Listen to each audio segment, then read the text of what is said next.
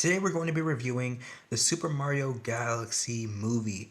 So it follows Mario and the gang as they go on a journey across the galaxy to save the universe after Bowser's son, Bowser Jr., captures Rosalina as they both use her as a battery and a device to basically destroy every single planet that has rejected them. So I'm just gonna go ahead and tell you my history with it because I just love telling you guys my history on films that I always get interested in. So with the Super Mario Galaxy, from announcement, apparently this wasn't a sequel. It was hard to really determine what direction they were going on when they announced a sequel for Super Mario Brothers because they said that it wasn't a sequel, but it was a spin-off, but it was a sequel, but it was a spin-off to the original. You get why this was super confusing.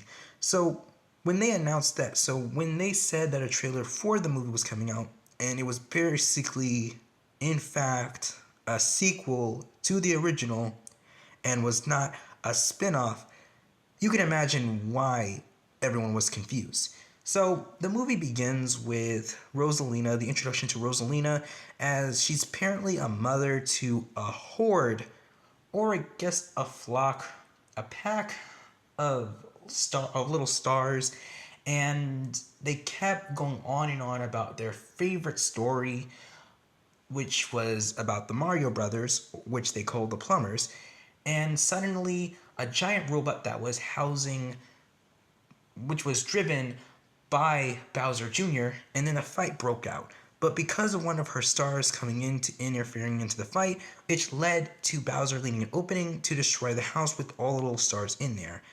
Rosalina chose to save them all, and when she did, it led to her being captured, and that's when the story for the movie finally came into play. So Mario and Luigi goes on a mission to investigate an interference in the desert, and when investigating, they go in to find that it's actually Yoshi. So apparently, okay, so they do explain how Yoshi hatched in the human world, but ended up in the mushroom world. And apparently he was just roaming the streets of Brooklyn when he came out, and no one really batted an eye, which makes sense because of what happened at the end of the first movie. I mean, if you can meet a princess, a little boy with a mushroom on his head, and a talking gorilla, it wouldn't be surprising that a dinosaur with a shell on its back, with a really big nose and a snout, wearing shoes, walking around New York City wouldn't really be a surprise. So what led to it was a plethora of sightseeing. He was covered in stickers. He ate amazing food. He had a bunch of souvenirs. But after he knocked down a dinosaur exhibit, he was chased down by the city police, which led to him going back to where he was hatched and ran into the mushroom, the pipe that led to the mushroom world. And to us, we now know how he got there, but to the brothers, he can't really talk, so they don't really know how he got there. He was talking, but they didn't understand him. And an interesting thing is that Danny Glover was casted as Yoshi. So I'm just going to go ahead and say it. No, Donald Glover doesn't play Yoshi as in he gives him a voice. No. How Yoshi talks in the game is how he talks in throughout the entirety of the movie. I thought they were going to do this thing where this whole time he could talk, but he just chose to talk by saying his name all the time. But Danny Glover's impersonation of Yoshi was actually spot on. I have every right to believe that he took classes and practiced the Yoshi voice until he knew how to say it perfectly. But out of nowhere, he does in fact join the group for some reason. I mean, he basically tags along. It seems like he's a part of the Mario Bros group. Like, anything pertaining between the two of them throughout the entirety of the movie, Yoshi is there now. And this makes Toad incredibly jealous, but this jealousy only is brought up twice in the movie. So I'm glad it wasn't a thing that happens throughout the entirety of the movie. Mario and Luigi basically have a new arc in the movie where, well, I guess not really. I mean, Mario does have an arc, but Luigi kind of doesn't. Alright, so Mario's new arc in the movie, it seems that they are playing a little will they won't they kind of thing going on in the movie where Mario, from getting ready to go to Princess Peach's birthday, it's constantly teased by Yoshi and Luigi that Mario likes her. And Mario is always blushing. He's always denying the allegations. And I do love the development overall. It seems like the Nintendo, through the games, just doesn't like the idea of Mario and Peach becoming a couple, or at least having some form of a hint. But the movies so far seem to be playing with the idea and, well, just accepting that's the actual alternative. That's what's really happening throughout the entirety of the movie. Because in the games, they are friend zone. They are just friends, as opposed to Luigi and Daisy, who are actually a couple. They are in fact canon throughout the entirety of the games. So you get the point from there. So the entire event of the movie really begins, at least for Mario and the gang, when one of the stars escape and crash lands not far from the Mushroom Kingdom, and from there, Princess Peach and Toad actually goes on a mission to go from place to place around the galaxy to find ways to save her, to find out where she is, to find where Rosalina is so that they can save her. It's kind of weird that Mario doesn't go with them because they did go to the Kongs before in the first film. It made more sense for the two of them to be there, but then I realized that no one's gonna be watching Bowser because he is captured. So Mario, Luigi, and Yoshi staying behind to watch over the duties of the kingdom and protecting it, while also keeping Bowser from escaping, makes a lot of sense now. It didn't make sense from before, but after bringing it up, just from the montage and seeing them again, actually made a lot of sense. And then we had the castle being abducted. It's trashed from the inside, and the only ones who were taken into space for a short time was Mario, Luigi, and Yoshi, and they did in fact fight Bowser Jr. I feel like we should have had a bigger scene where it's revealed that Bowser Jr. is Bowser's father, because they find out that he's here for his father, but they immediately know that that's Bowser's son, and then they reveal that he's Bowser Jr., and a fight breaks out. It's a 3 versus 1, and I really did actually like it. I'd also like his paintbrush, how it turns him and the brush in general turns into a plethora of weapons like a sword, a spear, an axe, a club, those kind of weapons. And I really do love the creativity of that.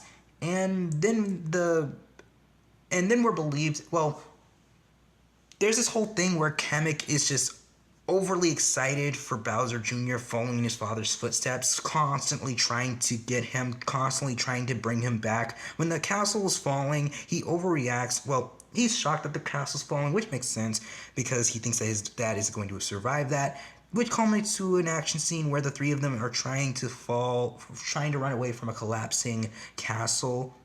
Castles usually just collapse, but it was sliding down with them. But it was actually a really great scene. I really loved the cinematography of it, the setup and the camera angles of that scene alone. And then in this one, it leads to the three of them team up with Bowser, who is really small, and Bowser has like a short help the good guys story arc here.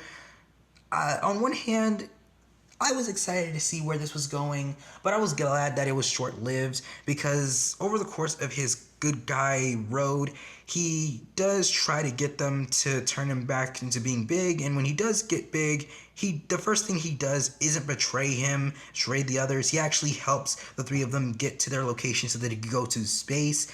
And after it's revealed that the Queen Bee wants to arrest them, Bowser takes the three of them's place so that they can go, and he's immediately taken by Bowser Jr., and that's basically where his good guy road basically ends. I mean, I'm sure there's more to it than that, but that's basically where it ends for me. In my opinion, that's where it ends in the movie. And going back to Toad and the others, Toad and Princess Peach, well, he gets his stuff stolen by a monkey, and then they interact with one of the major villains in the game. I don't remember his name. I'm sure someone will tell me in the comments. But The casino fight scene was actually really great. I did love the high speed choreography. I like how in there's like this gravity thing where the whole, like every inch of the casino is the floor, the walls, the ceiling, and there's this like cave-in scene where they just have to walk over and they're walking on the walls, and he doesn't serve much as a villain. He's more like a side antagonist that only served his purpose for that one scene alone. Although he does warn Bowser and Bowser Jr. about what's going on behind the scenes as they're trying to bond and get ready to take over the galaxy. Overall, the movie was actually really great. That whole part was really great. But after that, everyone basically comes together, and then something happens. Something I thought wasn't going to happen because the character alone isn't a Mario character. And the character that we are introduced to that does play a role in the overall story, but not to the point where he joins the final fight, is Star Fox. Star Fox is a Mario character in a Mario movie. And I'm just gonna go ahead and just tell you guys, I did accept that he was a part of the movie. I did accept that he's part of the plot, but I just didn't like that he was in the movie in general. I'm not gonna let I'm not gonna let a character who isn't really a Mario character in a Mario movie ruin my excitement for the movie. I'm not gonna stop watching it just because Star Fox is there.